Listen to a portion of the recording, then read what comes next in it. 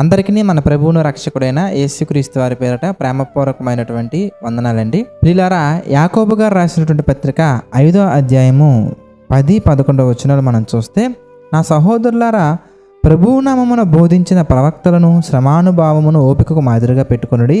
సహించిన వారిని ధన్యులనుకొనుచున్నాము కదా. మీరు యోబు యొక్క సహనమును గురించి వింటిరి. ఆయన ఎంతో జాలియు కనికరమును గలవాడని మీరు తెలుసుకొని ఉన్నారు. ప్రియులారా, మనం కొన్ని సందర్భాల్లో మనకు వచ్చినటువంటి సమస్యలను బట్టి, మనం ఉన్నటువంటి పరిస్థితులను బట్టి, ఇంకా నా వల్ల కాదు, ఐ కాంట్ బేర్ అని చెప్పేసి మనం మాట్లాడుతూ ఉంటాము. ప్రార్థనలు అవసరతలు కూడా అలాగే చెప్తూ ఉంటాం. బ్రదర్, ఈ అగ్ని వంటి శ్రమలో నుంచి నేను బయటకు వచ్చేలాగా నా కొరకు ప్రార్థన చేయండి బ్రదర్, నేను భరించలేకపోతున్నాను బ్రదర్, సహించలేకపోతున్నాను బ్రదర్ అని చెప్పేసి మాట్లాడుతూ ఉంటామండి. అయితే దేవుని యొక్క వాక్యం సెలవిస్తుంది ప్రియులారా, అలాంటి పరిస్థితుల్లో ఒక్కసారి యోబు గారి జీవితాన్ని మీరు ఆలోచించండి. యోబు గారి జీవితాన్ని మీరు ఆలోచిస్తే, my dear brothers and sisters, ఒకసారి యోబు గ్రంథం 1వ అధ్యాయం మొత్తం మీరు చదవండి. ఫస్ట్ అధ్యాయం హాఫ్ అంతా కూడా మీరు చూస్తే, యోబు గారికి ఉన్నటువంటి సంపద ఎంత గొప్పగా, ఎంత ఉన్నతంగా ఉంటుందంటే, అది ఆ సంపద ఉండటానికి ఒక పెద్ద సిటీ కన్స్ట్రక్షన్ చేయాల్సిన అవసరం ఉన్నంత పెద్ద సంపద ఉందండి. తూర్పు దిక్కున ఉన్నందరికంటే కూడా అతనే గొప్పవాడిగా ఉండేను. అయితే అలాంటి వ్యక్తి జీవితంలో వచ్చినటువంటి శ్రమలు ఎంత కఠినమైనవయ్యా అంటే, మరి అతనికి ఉన్నటువంటి ఎడ్లు కానీ, గాడిదలు కానీ మొత్తం కూలిపోయింది, సర్వనాశనం అయిపోయింది అనే వార్త వింటూ ఉన్నప్పుడే మరొక వార్త, ఆ వార్త కంప్లీట్ అయ్యేలోపే మరొక వార్త, ఈ వార్త కంప్లీట్ అయిపోయేలోపే మరొక వార్త. కొద్ది క్షణాలలో ప్రియులారా ఎలా అయిపోయిందయ్యా అంటే, ఒకప్పుడు గొప్పగా రిచ్ లైఫ్లో ఉన్నటువంటి యోబు గారు కాస్త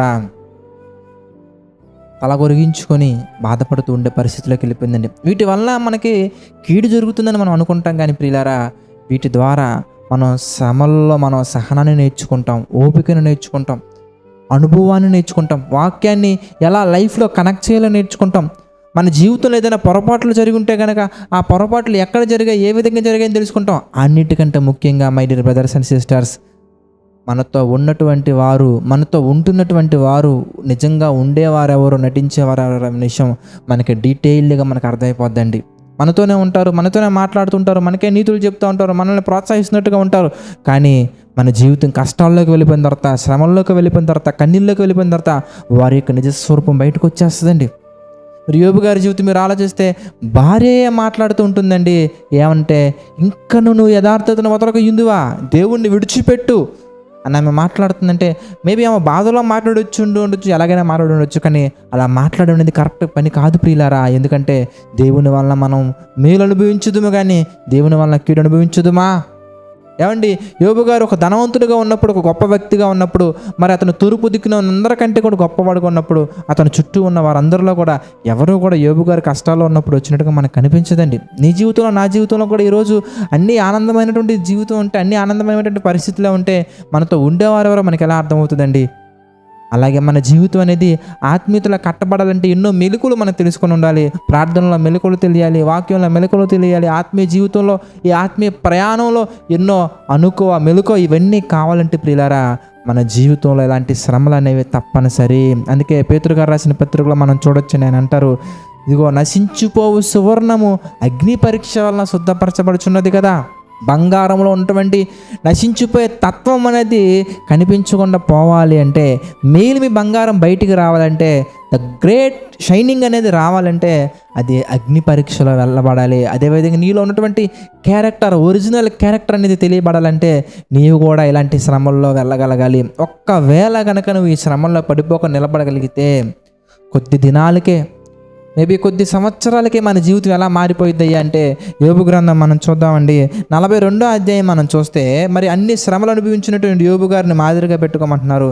ఎందుకంటే శ్రమలలో, కష్టాలలో, కన్నీళ్ళలో, కలవరపడే పరిస్థితుల్లో పడిపోకుండా నిలబడగలిగితే గనక, యోబు గ్రంథం 42వ అధ్యాయం 12వ వచనం మనం చూస్తే, యెహోవా యోబును మొదట ఆశీర్వదించినంత కంటే, సచ్ ఎ గ్రేట్ న్యూస్, మొదట ఆశీర్వదించినంత కంటే మరి అధికముగా ఆశీర్వదించను. అధికమైనటువంటి మేలు పొందుకోవాలని చెప్పేసి మనం మాట్లాడుకోవటం కాదండి. ప్రభువా, నా జీవితంలో రెట్టింపు ఆశీర్వాదాలు ఇవ్వయ్యా, అధికమైన మేలు దయచేయని మనం ప్రార్థన చేయటం కాదండి. ప్రవర్తనలో మనం ఎలా ఉండాలంటే, మనల్ని పడవేసే పరిస్థితులు మన చుట్టూ ఎన్ని ఉన్నా కానీ, నా అనుకున్న వాళ్ళు మనం దెబ్బతీయటం కొరకు మాట్లాడుతున్నా కానీ, కృంగిపోయే పరిస్థితులు ఎదురైనా కానీ, సహించలేని శ్రమలు మనకు వచ్చినా కానీ, యోబు గారిని మాదిరిగా పెట్టుకొని యోబు గారు ఎలా ఉన్నారో మనం చూసి నోటి మాట వలన కూడా పాపము చేయలేదని రాయబడి ఉంటుందండి యోబు గారి గురించి. నోటి మాట వలన కూడా పాపము చేయలేదు. ఇంకా మనం చూస్తే 1వ అధ్యాయం మనం చూస్తానండి. 1వ అధ్యాయము 21వ వచనం మనం చూద్దామండి. నేను నా తల్లి గర్భములో నుండి దిగంబరినై వచ్చితిని, దిగంబరనై అక్కడికి వెళ్ళేదను. యెహోవా ఇచ్చెను, యెహోవా తీసుకుని పోయెను, యెహోవా నామమునకు స్తుతి కలుగునుగాక. స్తుతి ఎప్పుడు కష్టాలలో కూడా, స్తుతి ఎప్పుడు నష్టాలలో కూడా, స్తుతి ఎప్పుడు శ్రమలలో కూడా, స్తుతి ఎప్పుడు దీవించబడ్డాక, దీవించబడకముందు, కష్టాలు వచ్చినా నష్టాలు వచ్చినా శ్రమలు వచ్చినా ఇరుకులు వచ్చినా ఇబ్బందులు వచ్చినా నా దేవుడు నన్ను కాపాడతాడు, కాపాడారు, కాపాడగలరు అని దేవునికి మనం స్తుతి యాగము చెల్లించుకుంటూ, స్తుతులు చెల్లించుకుంటూ ప్రభు కొరకు మనం బ్రతకగలిగితే ప్రియులారా మనం చూడొచ్చు. 12వ వచనం అండి, యోబు గ్రంథం 42వ అధ్యాయం 12వ వచనం మనం చూస్తే, యెహోవా యోబును మొదట ఆశీర్వదించినంత కంటే అధికముగా ఆశీర్వదించెను. అతనికి 14,000 గొర్రెలను, 6,000 ఒంటెలను, 1,000 జతల ఎడ్లను, 1,000 ఆడుగాడిదలను కలిగెను. మరియు అతనికి 7 కుమారులను 3 కుమార్తెలను కలిగిరి. కనుక అంత గొప్ప ఆశీర్వాదం మనం పొందుకోవాలంటే మన భక్తి జీవితం అంతంతగా ఉండకూడదండి, అంతకంతగా ఉండాలి. అంతకంతకు వర్ధిల్లాలి కానీ అంతంత మాత్రంగా ఉండకూడదు. కనుక ప్రియులారా, మనం అంతకంత రెట్టింపు దీవెనలు మనం పొందాలంటే మనం ఏం చేయాలంటే శ్రమల్లో కూడా స్తుతించగలగాలి, శ్రమలను సహించగలగాలి, ప్రవక్తలను మనం మాదిరిగా పెట్టుకోవాలి. అందరికంటే ముఖ్యంగా యేసుక్రీస్తు వారిని మాదిరిగా పెట్టుకొని గురి యొద్దకు మనం వెళ్ళగలగాలి. అలా మనం వెళ్ళగలిగితే ఎన్నో మేలులు, ఎన్నో సూచక క్రియలు, ఎన్నో అద్భుతాలు మన జీవితంలో చూస్తాము. ఆత్మ సంబంధమైనవి ఇంకా ఎక్కువగా మనం చూస్తాము. ప్రార్థన చేసుకుందామండి. ప్రార్థన. దయగల తండ్రి, ప్రేమగల దేవ, పరిశుద్ర, సకల ఆశీర్వాదములకు కారణభూతులైన తండ్రి, అనేకమైన విషయాలు మా జీవితాల్లో జరిగించి మీ చిత్త ప్రకారం నడిపించి ముందుకు తీసుకువెళ్తున్నందుకు కృతజ్ఞతాస్తుతులు చెల్లించుకున్నాము తండ్రి. మమ్మల్ని దీవించండి, ఆశీర్వదించండి, బలపరచండి తండ్రి. ఇంకా ఎన్నో విషయాలు తండ్రి మీ చిత్త ప్రకారం మేము నేర్చుకుని ధ్యానించి తండ్రి మా యొక్క జీవితాల ప్రభావ మీకు అనుకూలంగా కట్టుకున్నట్టు మాకు సహాయం చేయండి. మమ్మల్ని నడిపించండి, బలపరచండి తండ్రి. దేవా, ఆర్థిక, ఆరోగ్య, మానసిక సమస్యల్లో కృంగిన ప్రతి ఒక్కరిని మీరు దీవించండి, ఆశీర్వదించండి తండ్రి. మీ చిత్తమైతే మేము ఇంకా ఎన్నో విషయాలు, ఎన్నో కార్యక్రమాలు తండ్రి జేసీ చర్చ్ ద్వారా మేము చేస్తూ అనేక మందికి మాదిరిగా, అనేక మంది దీవెనకరంగా మా తండ్రి ఈ పరిచర్య ఉన్నట్లుగా సహాయం చేయండి తండ్రి.